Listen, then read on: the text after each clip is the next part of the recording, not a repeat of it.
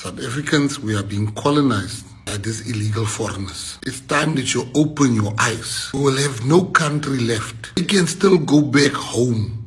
You have nowhere to go. This is your country. You don't have any other country. It's very hard to get a local running a shop. And if there's a brave local, 20 of them will come and surround that shop in South Africa and then sell the things so cheap. The local must close down. Go to the hospitals. Pregnant South African women can't find beds to deliver while they are sleeping there, chilling. South African pregnant woman has nowhere to go while these people can go back to their countries. Our rail, I'm going to say it because I see some of you are scared to say it. They have stolen the whole rail system of South Africa. What they've done when they came here, they started funding political leaders. They started giving them money. And now our leaders cannot speak. Don't listen to people that says we are being xenophobic. If it means warning you and doing what we are doing is xenophobic, then let me be xenophobe. Where have you seen young people are standing and sleeping? It's the type of mixture of drugs they're giving our young people. Young people have been turned into zombies. Zombies. A man stands and he sleeps.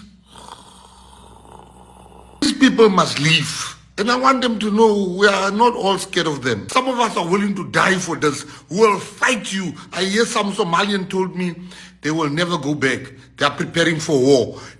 Christian. We are not scared. You've met politicians that are scared. It will be war for war. Guys, complexity, guys. A lot of complexities around this whole Spaza shop issue. I've been following the story anyway, especially following President Ramaphosa's speech where he actually ordered a immediate close down of all those Spaza shops that were linked to the deaths of the children in the news that went viral globally in South Africa, you see. And I remember when Mckenzie made this video, before the elections with the whole Abahambe, the video is going to be at the end. He really mentions a lot of really important issues that South Africans and Africa generally should really contemplate upon. Because in those videos where he speaks about, ejecting foreigners from South Africa, he mentions a kind of colonialism that is actually coming through this entrance and influx of illegal, goods and all that. This was before the elections, where he spoke about a different kind of colonialism, where he argued that foreigners were about to take South Africa away from South Africans. And, that was the roots and the origins of this whole view when Mckenzie was beginning to be perceived as xenophobic, apart from Operation Dudula, which many in West Africa actually, highlight.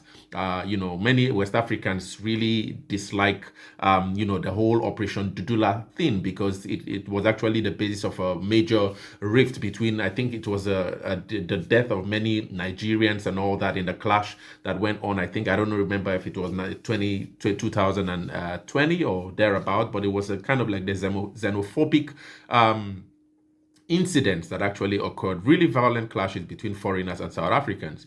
And Mckenzie in this video, towards the end of this video, I urge you to be patient so you can really listen to what Mckenzie is actually trying to break down in terms of his view of foreigners. He's not really against foreigners in South Africa, okay? But I perceive when I listen to his speeches, he's against the illegality of what it means to be a foreigner. And it appears that, with South Africa's borders and, that actually many have argued actually stem from the Mandela days where he tried to attain or express a form of solidarity with the other African nations, being the fact that South Africa just came out of the apartheid era. South Africa's borders now were porous and, they weren't really defined borders, so to speak, to define what the space that South Africa represents on the continent of Africa.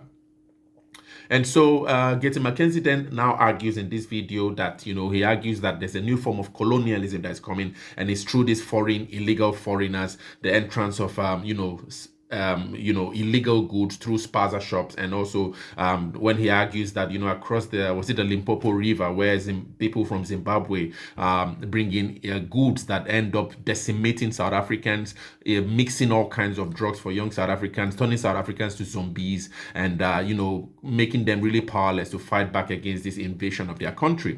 So these are kind of part of the really intelligent points he really brings in this video, and it's a different kind of colonialism which I see now in West Africa, where the West Africans, especially yesterday, there was a conclusion of the Sahel conference for the solidarity of the people of the Sahel, where a lot of West Africans, or Africans generally, were in a conference in Niger, where they were kind of like promoting a form of solidarity for Niger, Mali, and Burkina Faso, who have formed the Sahel Confederation, totally away from Economic Community of West African States, ECOWAS, in that they believe that ECOWAS and the African Union, they argue, are vehicles of imperialism and neocolonialism, and so they do not want that kind of neocolonialism in their spaces. But in South Africa, what we are beginning to see, especially from the voices of Patriotic Alliance and Operation Dudula, is the influx of a new kind of colonialism with illegal foreigners and illegal goods and poisonous goods that have even led to the death of children now. And Mckenzie actually had been warning about this earlier on before the elections. But, there was a lot of clash with that as well, because the EFF also argued that, and I think the progressive bodies actually also argued that, that no African can be illegal in Africa. But I've come to also realize and learn from the MK speeches by Floyd Shivambu that, the MK is also against illegal movement, illegal foreigners, so to speak, but not necessarily the idea of foreigners out of South Africa. But it's the whole case in South Africa now is really taking a really different turn. I found a really interesting video yesterday where some of the Spaza shops, I think these are now foreigners who have been living in South Africa for a long time and operators of Spaza shops, really defending themselves and arguing that they are ready to die or could go to prison, before, rather than allow or see any attacks in their areas against Spaza shops and all that. And so it actually kind of like speaks to the emergence of what might later be a civil war. And you see that in Mckenzie's video, he argues that there were some Somalians who actually warned him not to come close, and all of that. So are we seeing a kind of civil war, the foundations of a civil war brewing in South Africa? Or let's just take a look at this video quickly. Anji, Assalamu alaikum. जिस तरह के 5 minute पहले immigration मेरी दुकान पे आई है. I have no fight with any immigration officer fight or any police officer. Who I have a fight, please. Whoever try to bribe you, don't come to my side. Especially Fordsburg. Don't come this. I'm telling you, I'm ready to go prison. I'm ready to go anyway, and I'm ready to do anything. Yeah, so we understand what I mean when I speak about the salient forces of what might be a civil war erupting probably at a later time in South Africa because of this whole issue with illegal foreigners and all of that. And Home Office with Leon Scriber is actually trying his best with Police Minister Senzom Klunu, trying his best to really curtail this incident. But it's a really complex problem. Really complex problem. I also read that the guys in Soweto, there were also major clashes in Soweto because President Ramaphosa gave 21 days, for Spaza shops, especially those which might be illegal, to re-register themselves with the bodies. And in Soweto alone, there are actually 1,000 Spaza shops, according to a report I found. 1,000 Spaza shops, and 21 days might be insufficient for all these 1,000 Spaza shops to re-register. And so it's just almost like a mess. I really don't know how South Africa is going to come out from this one. But let's listen quickly to this Operation Dudula representative, who actually argues that he thinks that the government is actually sponsoring the illegality of these illegal foreigners as is being spoken by Operation Dudula and the Patriotic Alliance. Let's listen quickly to what the guys from Operation Dudula have to say about Operation Dudula as well is here. What are your concerns with regards to what is taking place here? We are highly disappointed this Operation Dudula and other patriotic movements concerning the developing news that is coming out of different leaders in the national and in governance, 3 spheres of governance. As we've seen, the MEC has issued a poster that is circulating in all media platforms to say people must go and register. Which people must go and register? Because as we know, as we are the ones who are on the ground in different townships, that most of the shops are operated by foreigners. So our government is legalizing things that are illegal. How can you say someone must be given papers and go and register? Well, we know exactly that these people came to this country illegally, fake asylums, fake permits. Nothing is being done by the government. Instead of our government taking actions, closing these shops, reserving this sector for South Africans, They want to legalize these people, which is unfair to us. It is, as South Africans, as patriotic movements, we are saying to South Africans, wake up, stand up and close all these centers that are registering. We've checked the poster. They issued a poster that is circulating in the province of Gauteng, in all townships, that people must go. We've seen in social medias that those foreigners are posting papers that they've acquired in this kind of government institutions. The question is, how did they acquire those papers using fake asylums and IDs? There was an incident here. We found one of the officials doing corruptions and registering these people backdoors. It happened yesterday in Tembisa also. The same problem. They posted their papers to say, we've managed to get the process. So we're saying to the government, close that 15 days window period and open unlimited period for South Africans. And those budgets must be allocated to South Africans. We're saying to the government, deport these people. Thank you very much. So we see that, it's also quite a difficult place to be for the government in South Africa as well, regarding how to really control this whole mess which Spaza shot. President Ramaphosa alone has actually, tried his best to actually argue that, all the Spaza shops linked to the death of the 6 children, in October 2024, who were killed by allegedly consuming snacks that they bought from a local Spaza shop in Naledi, should be closed down. And also this re-registration, but it's actually a complex process, a really complex process. And so I don't really know how this goes. But anyway, let's just listen quickly to what Mckenzie has to say about illegal foreigners, his view of illegal foreigners, especially before the elections. I know many people have criticized him that he's beginning to change his tone now that he's Minister of Sports, Arts and Culture. But I think this video is really important to really understand and put into context this whole issue with the food poisoning and the Spaza shops, which was a major battle cry by the Patriotic Alliance before the elections came. Before the elections, now that Mckenzie is now Minister of Sports, Arts and Culture. If he had been Home Office, I don't know how this story would have been. Probably it might have been now much more violent than it is. But, I think it's really important to listen to the things he speaks about in this video and how he tries to alert South Africans and also help the whole world understand, his fight for South Africa and South Africans, and also this whole issue with illegal foreigners in South Africa. For me personally, my own view is that I really also do not support the movement into a country, whether African or not. I don't support that movement into a country by illegal means, okay? But probably one solution might be, also smart by Duma Boko in Botswana, who argues that the illegal foreigners he sees now across, especially the illegal Zimbabweans in Botswana, he would rather prefer to sort of like make them legal first. You see, although they are illegal, rather than using state funds to deport them to their countries and then the next day they get back into the country. He thinks that it might be wiser to make them legal and then have them, now with that legality, now that they will be in the database and all that, now compete for jobs with probably but for the other Botswanas with the employers, and the employers now would not have an excuse to hire them cheaply because now that they are legal and they would have legal rights. And in that way, we could see a much more competitive Botswana. So this is the perspective from Duma Boko. But I don't know how it would work with South Africa because there's a lot of number of illegal foreigners in South Africa. The point where Leon Schreiber even argues that he doesn't even know the number of illegal foreigners in South Africa. And so it's really a difficult task. And also with the fact that South Africa doesn't seem to have defined borders. So that takes a lot of investment and all that. And this is actually why Mckenzie was this angry and probably still this angry. But just the fact that he's now in Minister of Sports, he's not really voicing out these ideas. But I think it's really important that we watch this video and really understand from his perspective what he saw as a future incident that we are now likely seeing with this whole Spaza shop saga in South Africa. South Africans, I want you to listen to me like you've never listened to anyone.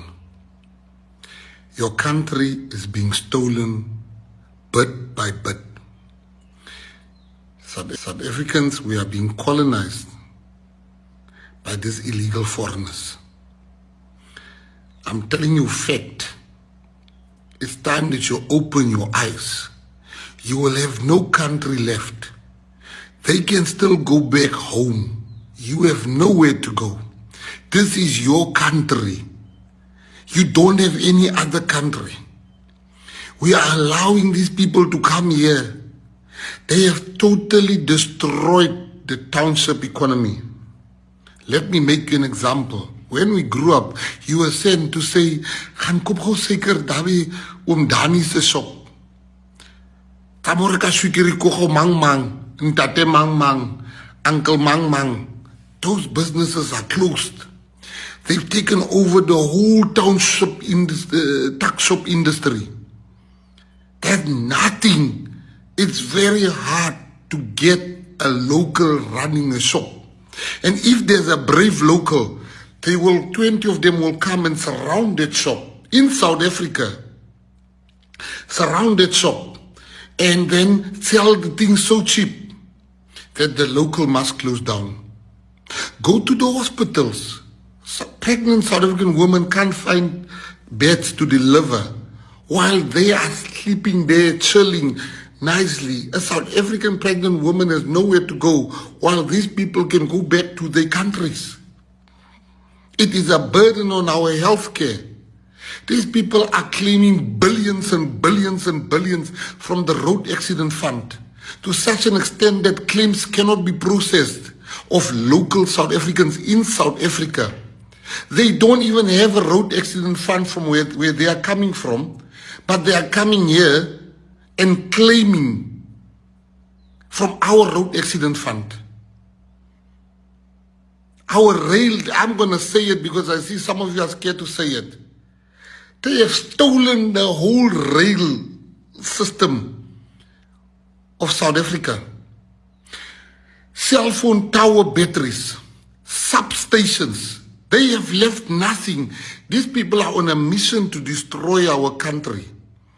And I'm not going to be this leader. So what they've done when they came here, they started funding political leaders. They started giving them money. And now our leaders cannot speak because they've received money from these people. 2 weeks ago, we heard that the Somalian and the Ethiopian business people wanted to see us. I said, there's no way I'm going to see them. I will see them the day we will mass deport them. So I want to say to every person listening to this, our country is going. I don't even know how more or what more to say to warn you. Hulle steel ons land bietjie vir bietjie. They are stealing our country bit by bit. Don't listen to people that says we are being xenophobic. If it means warning you and doing what we are doing is xenophobic, then let me be a xenophobe. I will gladly accept that mantle. Have you seen our young people? And you know what they do? You know what they do? They make our young people zombies so they cannot be resistance when they plan to take over our country is finished. Where have you seen young people are standing and sleeping? Standing and sleeping. It's the type of mixture of drugs they're giving our young people. Young people have been turned into zombies. Zombies. A man stands and he sleeps. Stand. That's the type of mixture they make. It's all part of a plan to take over our country. South Africans wake up. Go to Soweto. It is just them. I went to the Soweto Mall. All the stalls in Mapunya Mall, it's owned by them. I don't know what more to do to warn South Africans that these people are here to come and destroy us and take over our country. Some of them are now standing as councillors, political office. Now, that's how you take over a country. You take political power. They are getting to that. They are selling us expired goods. I'm warning South Africans. Some of you guys, you call yourself clevers. They've taken over the drug industry, the prostitution industry, the healthcare industry. They are manufacturing tablets. These people must leave. And I want them to know we are not all scared of them. Some of us, like Mina, I will fight. I will lay my life down. Maar leave, they are going to leave. They are going to leave. Some of us are willing to die for this. We will fight you. I hear some Somalian told me they will never go back. They are preparing for war. Christian. We are not scared. You've met politicians that are scared. It will be war for war. So I'm not scared to die. So you can leave this country. You must come here legally. You must come here with a special skill. You will never threaten us that you will never leave this country. You will leave this country. You see, we're waiting for the elections. We want to win enough votes to make sure we mass deport you. After that, you think we are these politicians you guys are paying. These Nigerians that are illegally here, they are here for nothing good. They must go. Somalians that are here illegally, they must go. Ethiopians, Serbians, these Chinese that are illegally here, they must go. We are not scared of you. Never make that mistake to take our kindness to have allowed you in the first place as a weakness. We're not scared of you. They're scared men. I'm not a scared man. And I lead people that are not scared. You will leave our country. And these politicians that tell you to find ways to get in here, we will find ways to get them out of power. We'll find creative ways to get them out of power. What is wrong? Now we have crimes like body parts. People dealing in body parts. What satanic things are these? Satanic things. I made this TikTok, so you must know. Some of us, we will fight for South Africa. Some of us are willing to die, making sure that you live here. Some of us will not sit by and see you destroy our country. Some of us will not see you destroy our youth and turning them into zombies. We will rise up for our youth. We will rise up for our old people that you're selling expired goods. This takeover that you guys are planning, funding terrorism, we will never allow that. Let me tell you something. We will never allow that you take over our country. That will never happen. I want you guys to know there are leaders that you can't buy. There's no Somalian or Ethiopian and whatever can say they bought us. That's why we can speak freely and we are not silent. You must go home. We don't want you here. You must go. Leave our country. You will fight for South Africa, I'm telling you. You will never colonize us. You can pay other politicians how much, but you will never colonize us. Ons stands by ons. This is our country. South Africans, you have no other country. People can't even get dates for hospital when they're sick because there's long Zimbabweans in the line. Go and see in Limpopo. These people they've colonized everything there. These people must go home. South Africa, wake up. Open your eyes. You will remember my words when I say they will take over. They are done with our youth. They've made them zombies. They've turned some of them into prostitutes. Let us stand up for our people. Money paisani. Money paisani. Osiko baisa. We're not scared of these people. These people must go home. Some of us, we will lead this revolution to take these people home. They'll go home.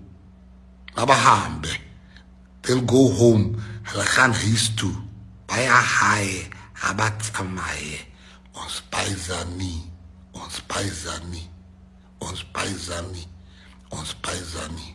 Yeah, so that's it, guys. I don't know. What do you guys think? This is a really complex case. I think it's a really complex problem. I don't know what would be the best way to solve this, because while some people are actually, winning with what they call illegal foreigners in terms of businesses and all that, others are actually crying because of some incidents that actually involve illegal foreigners. So it's a really difficult place to be, both for the government and citizens of South Africa. But what do you guys think about this? Share your thoughts in the comments.